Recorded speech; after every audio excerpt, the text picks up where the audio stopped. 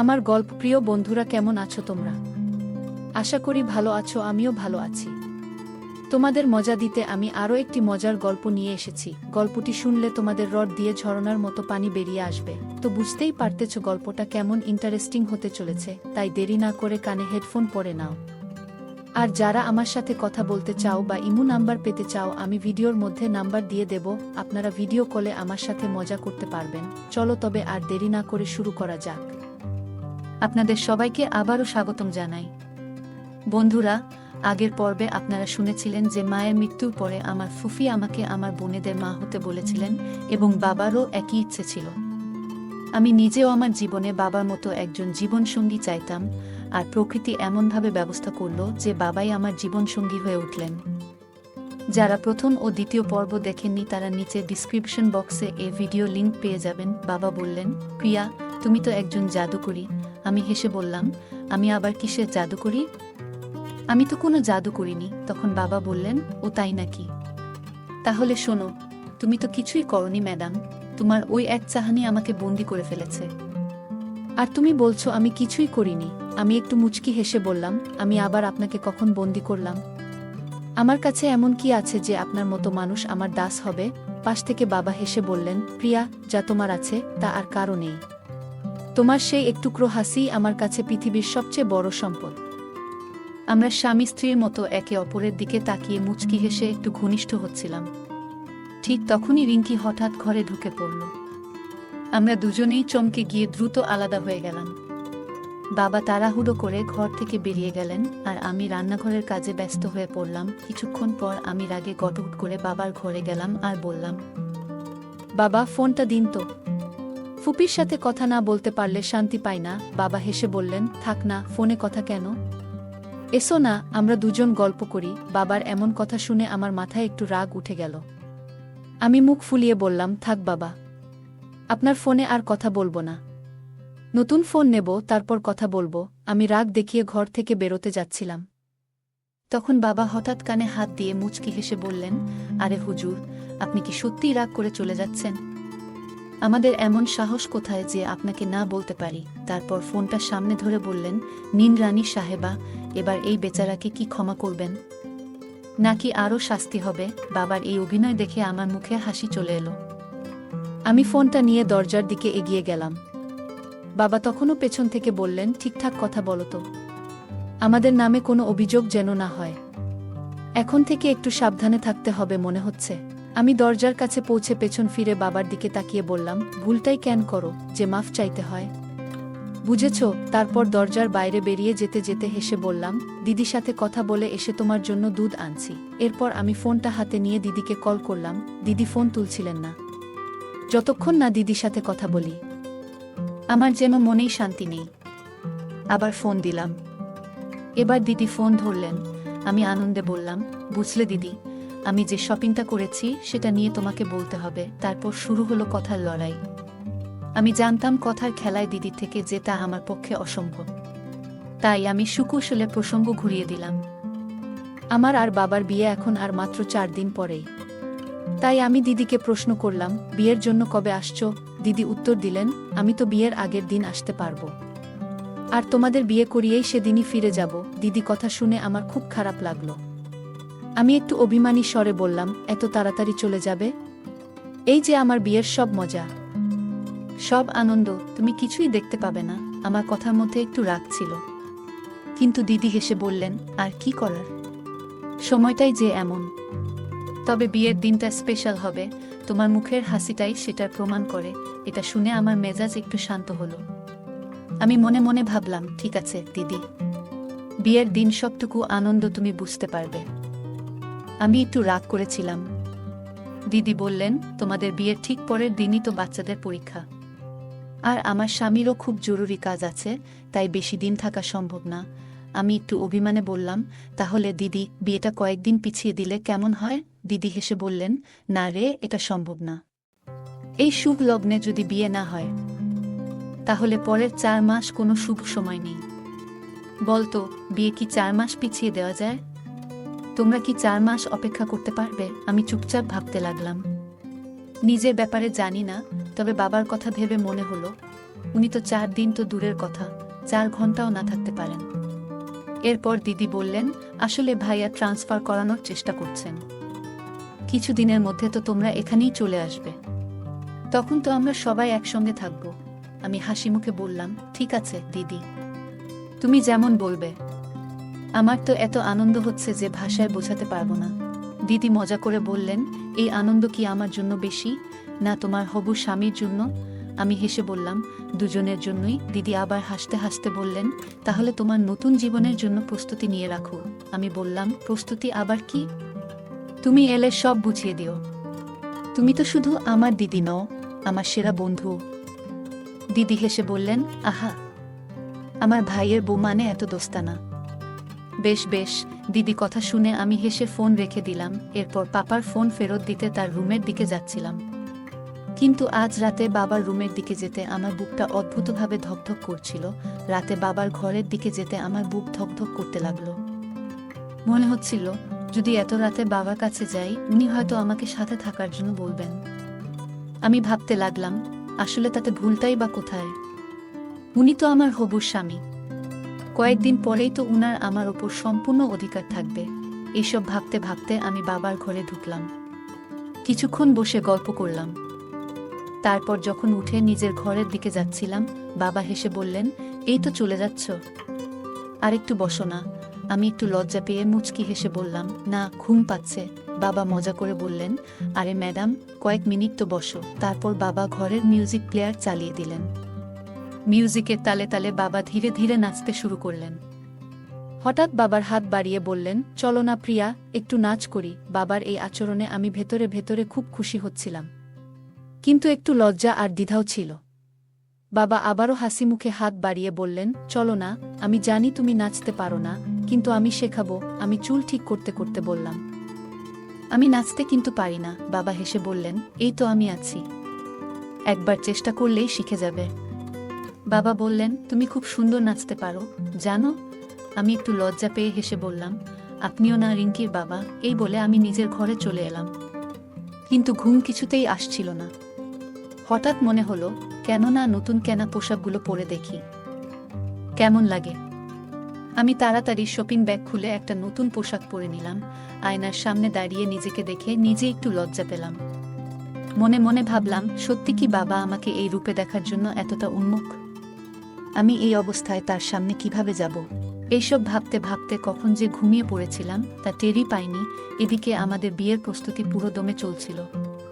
তবে আমার একটু মন খারাপ ছিল, কারণ দিদি বিয়েতে এসে বেশি দিন থাকতে পারছিলেন না। তখন আমার মাথায় একটা বুদ্ধি এলো, বাবাকে যদি বলি, তাহলে হয়তো বাবা দিদিকে বলবেন আর উনি থাকতে রাজি হবেন। আমি সিদ্ধান্ত নিয়ে বাবার কাছে গেলাম। বললাম, বাবা, একটা কথা ছিল। বাবা হেসে বললেন, হ্যাঁ প্রিয়া, বলো। আমি একটু ইতস্তত করে বললাম, দিদি বলছেন উনি বিয়ের আগের দিন আসবেন আর বিয়ের দিনই চলে যাবেন। আপনি যদি একটু বলেন তাহলে হয়তো থেকে যাবেন। বাবা বুঝিয়ে বললেন, ওর বাচ্চাদের পরীক্ষা আছে রে। তাই আমি আর জোর করিনি। আমি কিছুক্ষণ চুপ করে রইলাম। বুঝলাম হয়তো দিদি ঠিকই বলছেন। বাবা আর আমার বিয়ের দিন দ্রুত এগিয়ে আসছিল, কিন্তু তাড়াহুড়োর মধ্যে সবচেয়ে জরুরি জিনিস, বিয়ের গয়না আর শাড়ি, আমরা আনতেই ভুলে গিয়েছিলাম। আমি বাবাকে বললাম, শুনছেন? বাবা হেসে বললেন, বলুন আমার সরকার, আমি তো আপনার সেবায় আছি। আমি হেসে বললাম, আপনি সবসময় এমন মজা করেন। বাবা আবার মজা করে বললেন, আরে বলো তো কি সমস্যা হয়েছে? আমি একটু দ্বিধা করে বললাম, বিয়ের জন্য তো মঙ্গলসূত্র আর শাড়ি কেনা হয়নি। বাবা অবাক হয়ে বললেন, আরে তোমার মায়ের পুরনো শাড়ি আর গয়নাই তো আছে, ওগুলো পরলেই হবে। আমি মাথা নেড়ে বললাম, না বাবা, ওগুলো আমি পরতে পারবো না। বাবা কিছুটা অবাক হয়ে জিজ্ঞাসা করলেন, কেন? তাহলে কি তুমি বিয়ের জন্য রাজি নও? আমি মুচকি হেসে বললাম, আমি কখন বললাম বিয়ে করব না? কিন্তু ওই পুরনো শাড়ি আর গয়না আমি পরব না। বাবা একটু বিরক্ত হয়ে বললেন, কিন্তু কেন? ওই শাড়ি তো তোমার মায়ের। আমি শান্ত গলায় বললাম, বাবা, ওটা মায়ের ছিল ঠিকই, কিন্তু এখন সেটা অতীতের একটা স্মৃতি। আমি চাই না আমার জীবনের নতুন শুরুটা পুরনো কোনো জিনিস দিয়ে হোক, বরং আমি একটা নতুন শাড়ি পরতে চাই, আর নতুন মঙ্গলসূত্রে আমার নতুন জীবনের শুরু হোক। বাবা আমার কথা শুনে চুপ করে রইলেন। তারপর একটু হাসলেন আর বললেন, ঠিক আছে, যেটা তুমি চাও সেটাই হবে। কালই আমরা নতুন শাড়ি আর গয়না নিয়ে আসব। আমি খুশিতে বাবাকে দেখে হেসে ফেললাম। মনে মনে ভাবলাম, এটাই আমার নতুন জীবনের সবচেয়ে সুন্দর দিন হতে চলেছে। বাবা হাসি মুখে বললেন, এই তো সামান্য ব্যাপার, চলো এখনই তোমার বিয়ের শাড়ি আর মঙ্গলসূত্র কিনতে যাই। তোমার মুখে একটু হাসি এনে দেওয়ার জন্য আমরা সব করতে পারি। তারপর আমি আর বাবা একসঙ্গে বাজারে চলে গেলাম বিয়ের কেনাকাটার জন্য। বাজারে গিয়ে আমরা অনেকগুলো দোকান ঘুরে আমার জন্য একটা খুব সুন্দর লাল রঙের শাড়ি আর একটি সুন্দর হীরের মঙ্গলসূত্র পছন্দ করলাম। শাড়িটা একদম রাজকীয় আর ঐতিহ্যবাহী ছিল। মঙ্গলসূত্রটা তো দেখে আমার চোখে আনন্দের ঝলক চলে এলো। সব কেনাকাটা শেষ হওয়ার পর বাবা হেসে বললেন, চলো এবার বাড়ি ফিরি। আমি ঠাট্টা করে বললাম, বাবা, বিয়ের বেড আর বিছানার কথা কি ভুলে গেছেন? নাকি ভাবছেন ট্রান্সফার হওয়ার পর সেখানে গিয়ে সেজেগুজে বসবেন? বাবা মজা করে বললেন, এই মেয়ে, এত পাগলামো কেন করছো? এটা তো ঠিক নয়। তারপর আমরা একটা সুন্দর আরামদায়ক ডাবল বেড বেছে নিলাম। সব কেনাকাটা শেষ করে বাড়ি ফেরার পথে আমার মন আনন্দে ভরে গিয়েছিল। অবশেষে সেই দিনও চলে এলো যেদিন আমার জীবনের নতুন অধ্যায় শুরু হতে চলেছে। বিয়ের প্রস্তুতি সম্পূর্ণ। আমি আর বাবা একে অপরের দিকে তাকিয়ে মৃদু হাসলাম। এই মুহূর্তগুলো সত্যিই আমার কাছে অমূল্য। আমার দিদি আগের দিন বিকেলেই চলে এসেছিলেন। বাড়ির সব কাজ অনুষ্ঠান যেন দিদির হাত ধরে প্রাণ পেয়েছিল। হলুদ, মেহেদির মতো রীতিরেওয়াজ সবকিছুই আনন্দে পরিপূর্ণ ছিল। রাতে আমি দিদির সাথে নিজের ঘরে ফিরলাম। ঘরের সবকিছু গোছানোর ফাঁকে ফাঁকে দিদি নরম গলায় আমাকে অনেক কথাই বলছিলেন, দাম্পত্য জীবন সম্পর্কে, কিভাবে সম্পর্ককে সুন্দর ও মজবুত রাখা যায়। তার কথা শুনে আমি লজ্জায় লাল হয়ে গেলাম। হাত দিয়ে মুখ ঢেকে ফিসফিস করে বললাম, দিদি, আপনি তো আমার গুরু। গুরু দক্ষিণা না দিলে কি চলে? দিদি মুচকি হেসে বললেন, এ তো শুধু একটা ছোট্ট ট্রিট। গুরু দক্ষিণার কথা পরে ভাবব, সময় হলে নিজেই জানাবো। আমি হেসে বললাম, ঠিক আছে দিদি, আপনার জন্য যা দরকার হবে দেব। সেই রাতে দুজনের কথায় সময় কেটে গেল। ক্লান্ত শরীরে ঘুমিয়ে পড়লাম। সকালে খুব তাড়াতাড়ি উঠতে হবে, কারণ দিনের আলো ফোটার পরই ছিল আমার জীবনের সবচেয়ে গুরুত্বপূর্ণ দিন, বিয়ে। পরদিন ভোরে আমি আর দিদি একসঙ্গে রওনা হলাম পার্লারের দিকে। সেখান থেকে সেজে গুজে সোজা মন্দিরে যাওয়ার কথা ছিল। ভাইয়া আর বাবা বাড়ি থেকে বাচ্চাদের নিয়ে সরাসরি মন্দিরে পৌঁছানোর পরিকল্পনা করেছিলেন। আমি যখন প্রস্তুত হয়ে আয়নার সামনে দাঁড়ালাম, নিজেকে দেখে নিজেরই অদ্ভুত লাগছিল। হাতে মেহেন্দির রং, গাঢ় লাল বেনারসি আর গয়নায় সজ্জিত আমি যেন পুরোপুরি এক নববধূ। মনের মধ্যে একটু লজ্জা, একটু উত্তেজনা, সব মিলিয়ে অনুভূতিটা অন্যরকম। মনে হচ্ছিল আজ সত্যি জীবনের এক নতুন অধ্যায় শুরু হতে চলেছে। দিদির হাত ধরে আমি মন্দিরে পৌঁছালাম। সেখানে বাবা আর দিদির স্বামী আগেই সব আয়োজন সম্পূর্ণ করে রেখেছিলেন। মন্দিরের শঙ্খধ্বনি আর ঘণ্টার শব্দে পুরো পরিবেশ যেন পবিত্রতায় ভরা মিল। আমি ধীর পায়ে মন্দিরের ভেতরে প্রবেশ করলাম, আর মনের মধ্যে একটাই অনুভূতি, নতুন জীবনের পথে প্রথম পদক্ষেপ। সব আয়োজন শেষ করে আমি যখন লাল বেনারসি শাড়ি আর সোনার গয়নায় সেজে উঠলাম, নিজেকে দেখে একটু অবাকই হলাম। দিদি আর আত্মীয় স্বজনরা আমার দিকে তাকিয়ে মুগ্ধ হয়ে গেলেন। বাবা তো একদম চুপচাপ আমার দিকে তাকিয়েই ছিলেন, তার চোখে আনন্দের এক অদ্ভুত ঝলক ছিল। ফুল দিয়ে সুসজ্জিত বিয়ের মণ্ডপ যেন এক স্বপ্নের মতো লাগছিল। পণ্ডিতমশাই এসে বাবাকে মণ্ডপে বসতে বললেন। আমি ধীরে ধীরে এগিয়ে গিয়ে বাবার পাশে বসলাম। দিদি আমার ঘোমটা ঠিক করে দিলেন।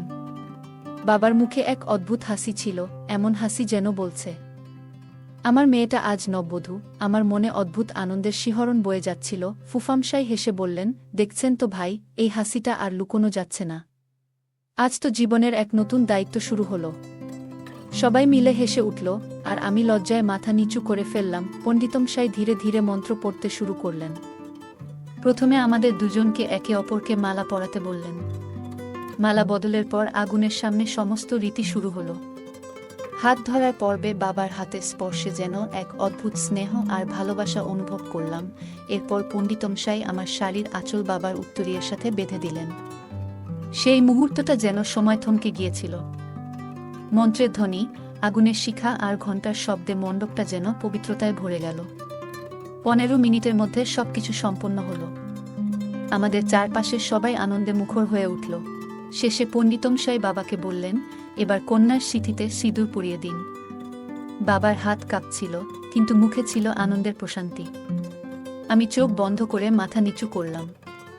সিথিতে সিঁদুর পরিয়ে বাবা আমার গলায় মঙ্গলসূত্র পরালেন। এইভাবে একটা পুরনো অধ্যায় শেষ হলো, আর শুরু হলো নতুন এক সম্পর্কের গল্প। আমি আর বাবার মধ্যে আজ থেকে শুধু বাবা মেয়ের সম্পর্কই নয়, আরও গভীর এক বন্ধনের শুরু হলো। একটা নতুন পরিবার গঠনের দায়িত্ব আমাদের দুজনের। পণ্ডিতমশাই শেষ বাণী দিলেন, আজ থেকে তোমরা স্বামী স্ত্রী। বিশ্বাস আর ভালোবাসাই তোমাদের সম্পর্কের শক্তি হবে। একে অপরকে সম্মান করবে আর জীবনকে সুন্দর করে তুলবে। তারপরে তিনি আমাকে আশীর্বাদ করলেন, সুখী হও মা, তোমার নতুন জীবন আনন্দে ভরে উঠুক। এইভাবে আমার বিয়ে সম্পন্ন হলো। এক নতুন পরিচয়ে আমি জীবন শুরু করলাম, এক নতুন দায়িত্ব, এক নতুন পথচলা। আগের সম্পর্ক ছিল বাবা মেয়ের, কিন্তু আজ থেকে আমার আর বাবার মধ্যে এক নতুন সম্পর্কের সূচনা হলো। নতুন এই সম্পর্কের দায়িত্ব আমি হাসি মুখে মেনে নিয়েছি। বিয়ে শেষে আমরা যখন বাড়ির পথে রওনা দিলাম, দিদির স্বামী সারাক্ষণ হেসে মজা করতে লাগলেন, এই যে জামাইবাবু, বিয়ে তো ধুমধাম করে হলো, এখন কবে পার্টি দিচ্ছেন বলুন তো?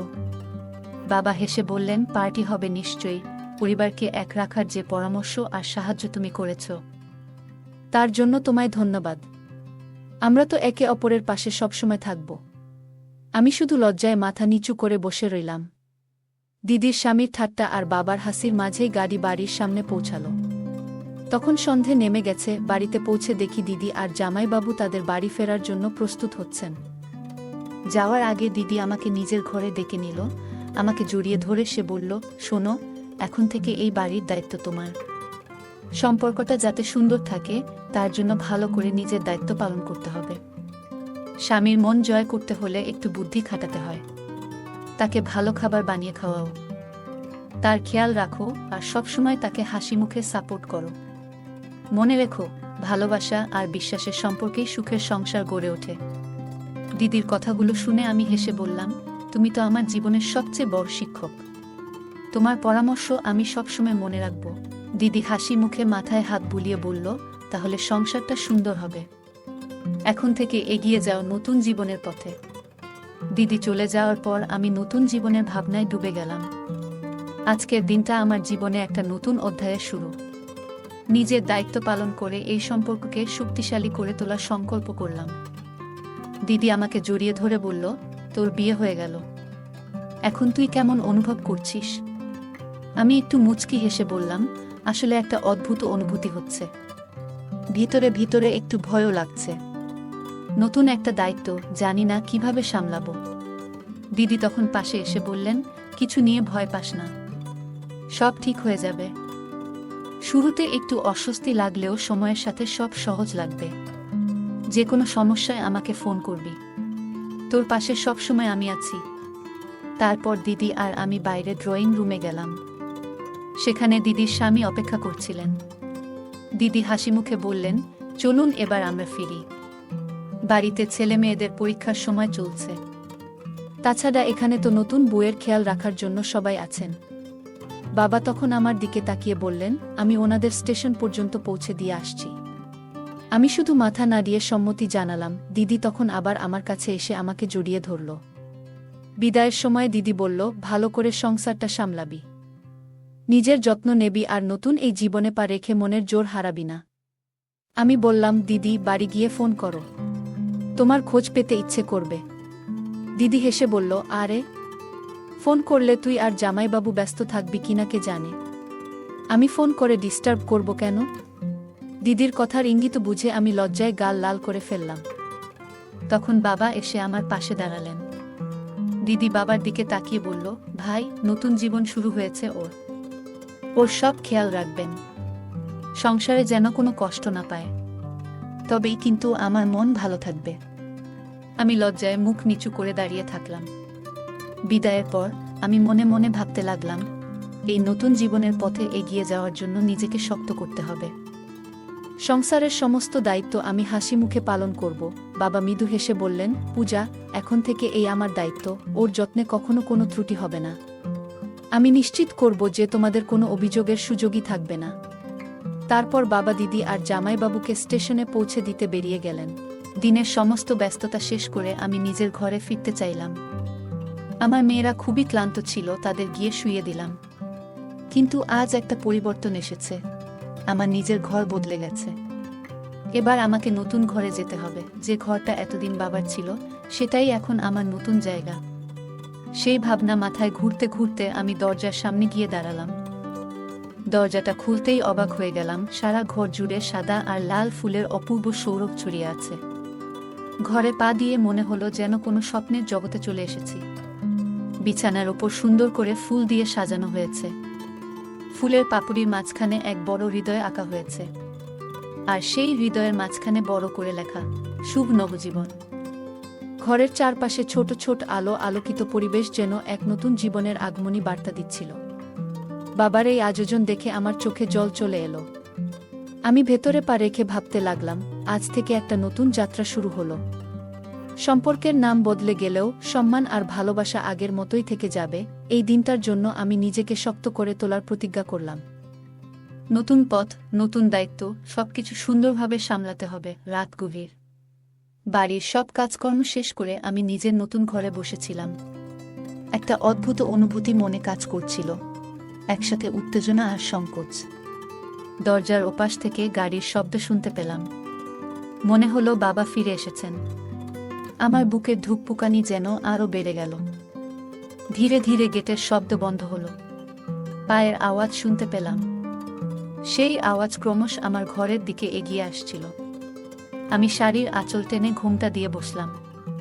দরজার সামনে এসে সেই পায়ের শব্দ থামল। মুহূর্তের মধ্যেই দরজা খোলার শব্দ হলো। ঘরের নরম আলোতে আমি বসে রইলাম। বাবা ঘরে ঢুকে দরজাটা আলতো করে ভেতর থেকে বন্ধ করলেন। ঘরভর্তি সুগন্ধির সাথে যেন একটা শান্ত পরিবেশ তৈরি হলো। আমি অনুভব করলাম তিনি ধীরে ধীরে আমার দিকে আসছেন। ঘরের নিস্তব্ধতায় শুধু আমাদের দুজনের নিঃশ্বাসের শব্দ শোনা যাচ্ছিল। বাবা আমার পাশে এসে বসলেন। মাথা নিচু করে আমি তখন ঘোমটার আড়ালে লজ্জায় সরে যেতে চাইছিলাম। কিছুক্ষণ নিশ্চুপ থাকার পর তিনি মৃদু স্বরে বললেন, প্রিয়া, আজ থেকে আমাদের জীবনে নতুন এক অধ্যায় শুরু হলো। আমি প্রতিজ্ঞা করছি, তোমার জীবনের প্রতিটি মুহূর্ত আনন্দ আর ভালোবাসায় ভরিয়ে দেব। এই সম্পর্কটা আমার কাছে শুধু দায়িত্ব নয়, এটা আমার জীবনের সবচেয়ে বড় আশীর্বাদ। তার কথাগুলো শুনে আমার চোখের কোণে অজান্তেই জল চলে এলো। একটা আশ্বাসের পরশ পেলাম সেই কথাগুলোয়। নতুন জীবনের এই শুরুটা সুন্দর আর সম্মানের হবে, এমনটাই মনে মনে ঠিক করলাম। বাবা যেন আরও বললেন, তুমি আমার জীবনের সবচেয়ে বড় শক্তি। সবসময় তোমার পাশে থাকব, তোমার সমস্ত ইচ্ছে আর স্বপ্নকে পূরণ করতে। তোমার হাসিই আমার জীবনের সবচেয়ে বড় প্রাপ্তি। সেই মুহূর্তে মনে হলো জীবনের এই নতুন পথটা সহজ হবে। সম্মান আর ভালোবাসার ভিত্তিতে তৈরি এই সম্পর্ককে আমি নিজের সমস্তটা দিয়ে আগলে রাখব। রাতের পরিবেশ নীরব। আমি ঘোমটার আড়ালে বসে আছি। মনে এক অদ্ভুত অনুভূতি কাজ করছে, লজ্জা, সংকোচ আর নতুন জীবনের স্বপ্ন। বাবা ধীরে ধীরে আমার পাশে এসে বসলেন। ঘরের শান্ত পরিবেশে শুধু নিঃশ্বাসের আওয়াজ শোনা যাচ্ছিল। বাবা মৃদুস্বরে বললেন, প্রিয়া, এটা তোমার জন্য, তোমার নতুন জীবনের প্রথম উপহার। তিনি একটি ছোট বক্স খুলে একটি সুন্দর নকশার গলার হার আমার সামনে তুলে ধরলেন। সেই মুহূর্তে আনন্দ আর লজ্জায় আমার মুখে কোনো কথা আসছিল না। বাবা হাসি মুখে বললেন, এটা শুধু একটা উপহার নয়, এটা আমার ভালোবাসার প্রতীক। এখন বলো, তুমি কি এই নতুন সম্পর্ক নিয়ে খুশি?